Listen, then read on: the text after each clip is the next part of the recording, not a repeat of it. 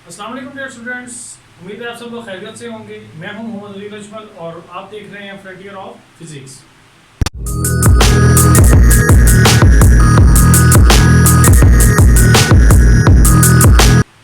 बेटा पिछले लेक्चर में हमने इलेक्ट्रोस्टैटिक्स का इंट्रोडक्शन किया था। आज इस चैप्टर को हम प्रॉपरली स्टार्ट करेंगे। हमारा जो पहला टॉपिक होगा वो होगा कूलम्स लॉ। कूलम्स लॉ की बात करने से पहले हमें थोड़ा सा जानना होगा इलेक्ट्रोस्टैटिक फोर्स के बारे में। इलेक्ट्रोस्टैटिक फोर्स क्या है, इसकी एक डेफिनेशन सिंपल सी मैंने लिख दी है। The force present between two charges और the force present between two charge bodies at rest is called electrostatic force. यानी कि दो चार्जेस के दरमियान रेस्ट की हालत में जो फोर्स मौजूद होती है उस फोर्स को क्या नाम दिया जाता है, इलेक्ट्रोस्टैटिक फोर्स का। ठीक है, either it is attractive or repulsive, it depends on the nature of charges। अब इसकी जो नेचर है यानी कि अट्रैक्टिव फोर्स होगी या रिपल्सिव फोर्स होगी, ये डिपेंड करेगा हमारे चार्जेस पे। अगर दो पॉजिटिव चार्जेस हैं तो ऑब्वियसली वो एक दूसरे को रिपेल करेंगे, और अगर एक पॉजिटिव और दूसरा नेगेटिव होगा तो वो एक दूसरे को अट्रैक्ट करेंगे। ये तो हो गई बात इलेक्ट्रोस्टैटिक फोर्स की। अब ये फोर्स कितनी मौजूद होती है, इस फोर्स की वैल्यू मालूम करने के लिए हमें किसकी मदद लेनी पड़ती है, कूलम्स लॉ की। तो कूलम्स लॉ एक्चुअली हमें देता क्या है, ये इलेक्ट्रोस्टैटिक फोर्स की क्वांटिटी बता रहा होता है। ठीक है, इसकी जो प्रॉपर डेफिनेशन है वो तो बुक पे राइट डाउन की हुई है। ठीक, उसको हम मैथमेटिकल फॉर्म में यूज़ करेंगे। वैसे इसका जो एक ऑब्वियस एप्लीकेशन है वो मैं लिख देता हूँ यहाँ पर, कूलम्स लॉ। इसका काम क्या है, to give us quantity of electrostatic force present between to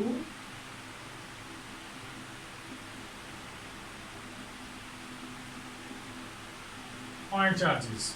ठीक है, ये आप इसको कह सकते हो कि इसका मकसद है, यानी कि ये हमें क्या देता है, क्वांटिटी बता रहा होता है इलेक्ट्रोस्टैटिक फोर्स की, जो कि दो चार्जेस के दरमियान मौजूद होती है या पॉइंट चार्जेस के दरमियान मौजूद होती है। पॉइंट चार्ज का जिक्र भी पिछले लेक्चर में हुआ था।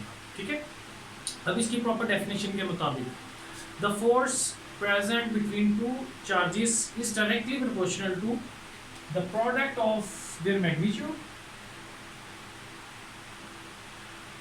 यानी कि हमारे पास दो अगर चार्जेस हैं, लेट्स सपोज एक पॉजिटिव और दूसरा भी हम पॉजिटिव ले लेते हैं, ये आपकी अपनी चॉइस होगी। ठीक है, उससे सिर्फ अट्रैक्शन या रिपल्शन यानी कि होगी, नेचर उसकी डिफरेंट हो जाएगी, क्वांटिटी में कोई फ़र्क नहीं आएगा। ठीक है, डायरेक्शन उसकी हम कह सकते हैं कि चेंज होगी, मगर उसकी क्वांटिटी में कोई फ़र्क नहीं आएगा। इसको हमने नाम दिया Q1 का, और ये बन गया हमारे पास Q2।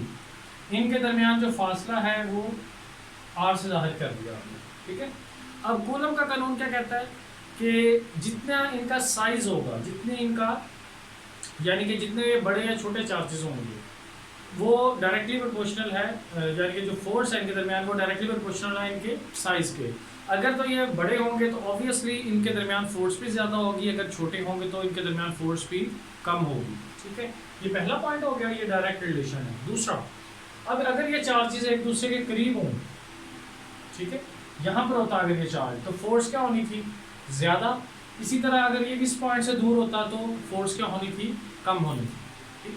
इसकी मिसाल हम इस तरह ले सकते हैं, जैसे कि आपके पास अगर दो मकनातीस हों, आप जैसे जैसे उनको करीब लेके आओगे, ठीक है, लेट्स सपोज अगर ये दो मकनातीस हैं, आप इनको इस तरह करीब लेके आओगे तो जो भी फोर्स है अट्रैक्शन की है या रिपल्शन की है वो इनका करीब आने से बढ़ जाएगी, आपको फील होगी।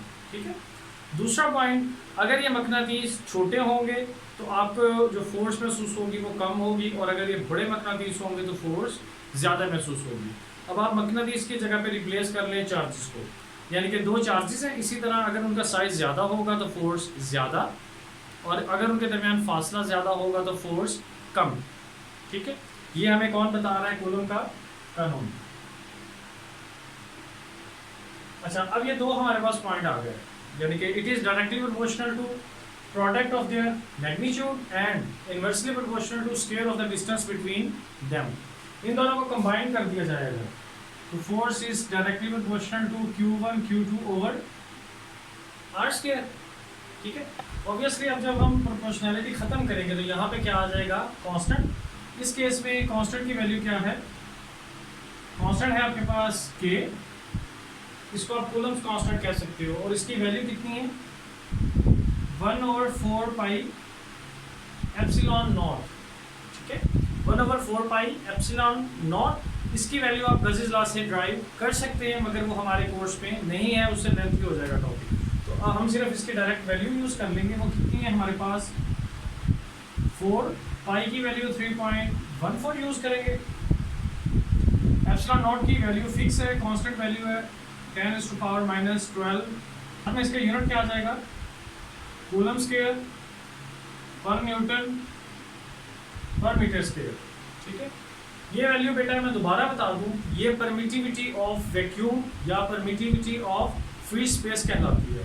अभी हमने जब चार्जेस लिए दो तो उनके दरमियान किसी भी मीडियम की बात नहीं की, तो ऑब्वियसली उनके दरमियान क्या मौजूद है, स्पेस। उसकी कांस्टेंट वैल्यू हम यूज़ करेंगे 8.85 मल्टीप्लाई बाय 10⁻⁻12। इस सब को जब सॉल्व आउट कर लेंगे तो हमारे पास जो वैल्यू आएगी कांस्टेंट की वो होगी 9 मल्टीप्लाई बाय 10⁻9। साथ यूनिट क्या बनेगा, न्यूटन मीटर स्क्वायर पर कॉलम स्क्वायर। ठीक है, ये वैल्यू आपने याद रखनी है। कूलम्स कांस्टेंट की वैल्यू कितनी है, 9 मल्टीप्लाई बाय 10⁻9। याद रखना, ये आसान है, ये न्यूमेरिकल्स में बार बार रिपीट होगी ये वैल्यू। ठीक है, तो इसलिए माइंड में रखनी है आपने। अच्छा बेटा, अब इस कानून की थोड़ी सी सिमिलैरिटी की बात करेंगे लॉ ऑफ ग्रेविटेशन से। लॉ ऑफ ग्रेविटेशन हमारे पास क्या था पिछले साल या मैट्रिक में आपने पढ़ा था,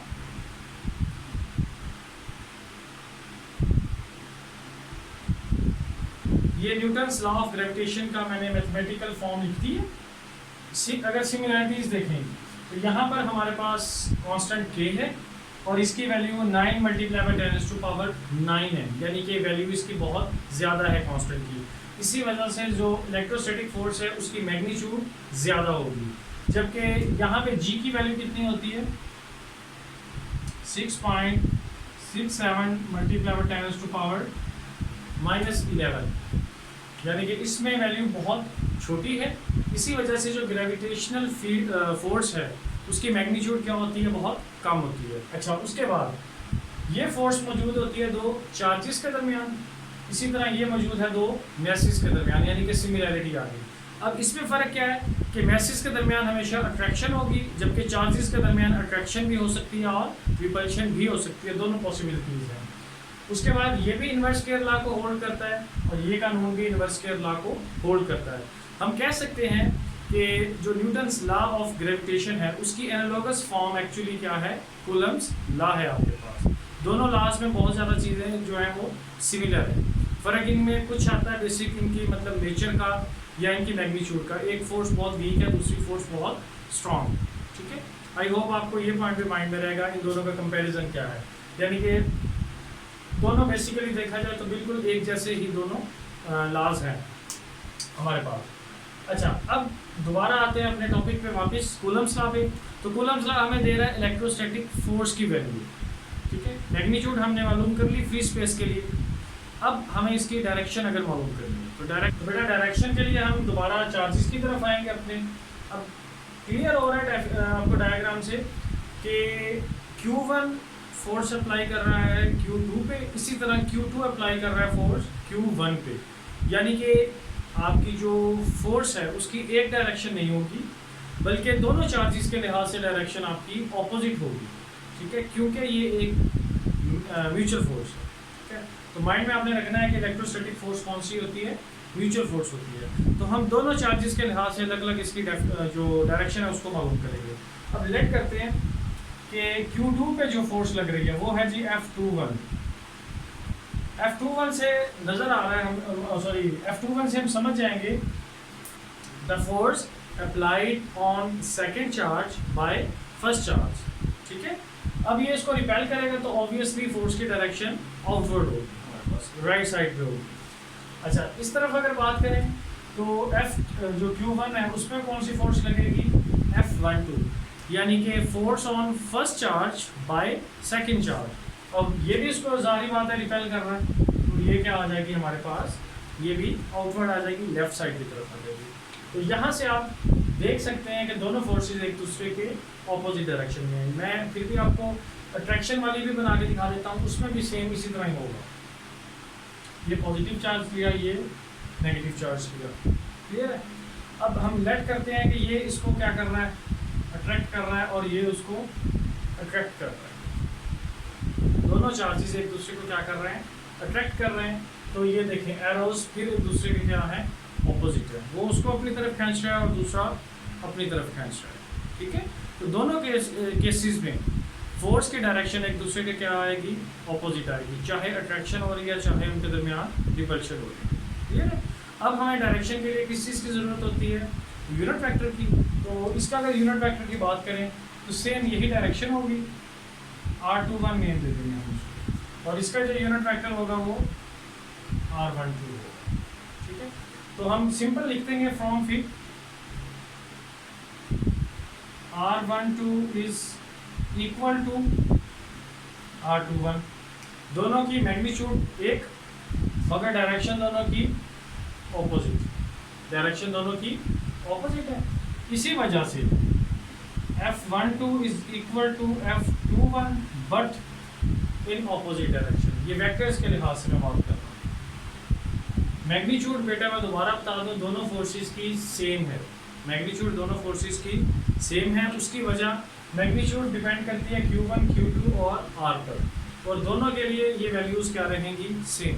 जबकि R12 और R21 दोनों के लिए ऑपोजिट है, तो इसलिए फोर्सेस की डायरेक्शन दोनों की एक दूसरे के ऑपोजिट होगी। क्लियर हो गई बेटा बात।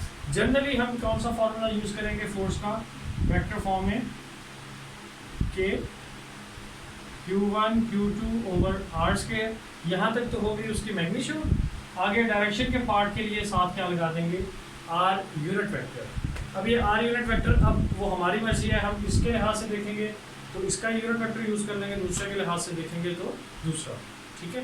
ये एक जनरल फार्मूला आ गया हमारे पास कूलम्स लॉ का, ठीक है।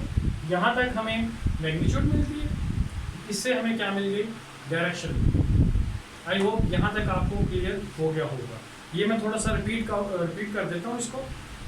सबसे पहले बात की हमने इलेक्ट्रोस्टैटिक फोर्स की, यानी कि वो फोर्स जो दो चार्जेस के दरमियान मौजूद होती है, ठीक है। उसकी क्वांटिटी को मालूम करने के लिए जिस लॉ की मदद ली जाती है वो है हमारे पास कूलम्स लॉ। बेसिक है, ये स्टार्ट है आपकी इलेक्ट्रोस्टैटिक का, आपकी सारी इलेक्ट्रोस्टैटिक कूलम्स लॉ से स्टार्ट होती है, ठीक है। कूलम्स लॉ कहता क्या है कि जो फोर्स दो चार्जेस के दरमियान मौजूद होती है वो डायरेक्टली प्रोपोर्शनल होती है product of their magnitude and inversely proportional to their inversely proportional to distance between them, ठीक है। इन दोनों को हमने कंबाइन किया, प्रोपोर्शनैलिटी ख़त्म की तो कांस्टेंट आ गया, उस कांस्टेंट की वैल्यू पड़ी। यहाँ पे हमें परमिटिविटी ऑफ फ्री स्पेस का पता चला, यहाँ तक होगी मैग्नीट्यूड की फॉर्म। फिर हमने बात की थोड़ी सी इसकी सिमिलरिटी की न्यूटन्स लॉ ऑफ ग्रेविटेशन के साथ। उसके बाद हमने जब इसकी डायरेक्शन की बात की तो हमें पता चला कि it is a mutual force, ठीक है। तो इसकी डायरेक्शन दोनों चार्जेस के लिहाज से ऑपोजिट होगी, तो हमने दोनों के लिहाज से भी मालूम कर ली, तो एक दूसरे के ऑपोजिट आ रही थी।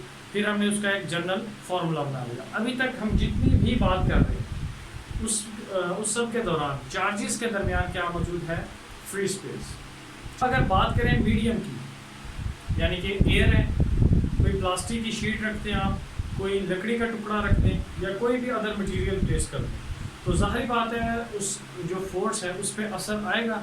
अब वो असर मालूम करने के लिए हम इसको इसी फार्मूला को डिस्कस करेंगे मीडियम के लिए। तो बेटा अब बात करते हैं हम इलेक्ट्रोस्टैटिक फोर्स की क्वांटिटी की, जब दरमियान में दो चार्जेस पे क्या प्लेस कर देंगे, मीडियम प्लेस कर देंगे, ठीक है। तो पहले हम जो पीछे वैल्यूज़ पढ़ी हैं उनको दोबारा लिख लेते हैं। के Q1 Q2 over R square, और के की वैल्यू क्या थी, ये वाला जो बात हमने पढ़ी थी ये सारी किसके लिए थी, फ्री स्पेस के लिए। ये फॉर्मूला हमने पढ़ा था फ्री स्पेस के लिए। अब अगर कोई मीडियम प्लेस करेंगे तो पहले हम वैसे अगर बात करें, दो चार्जेस हैं, लेट्स सपोज ये, ठीक है, पॉजिटिव एंड नेगेटिव, इनके दरमियान क्या है, अट्रैक्शन। अब रास्ते में मैं कोई तीसरा कोई भी मटेरियल रख देता हूँ, कोई लोहे की शीट या कोई प्लास्टिक की शीट प्लेस कर देता हूँ इनके दरमियान, तो अब क्या होगा, जो इनके दरमियान पहले अट्रैक्शन थी वो क्या होगी, कम हो जाएगी। जो पहले इनके दरमियान इलेक्ट्रोस्टैटिक अट्रैक्शन थी, कोई भी मीडियम प्लेस करने के बाद उसमें क्या होगी, कमी होगी। तो कितनी कमी होगी वो डिपेंड करेगा आपके प्लेस किए जाने वाले मीडियम पे, ठीक है।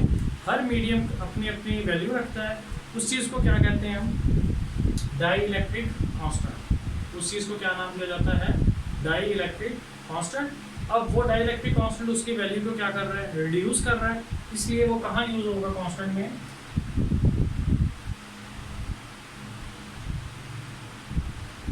आपका के की वैल्यू चेंज हो जाएगी।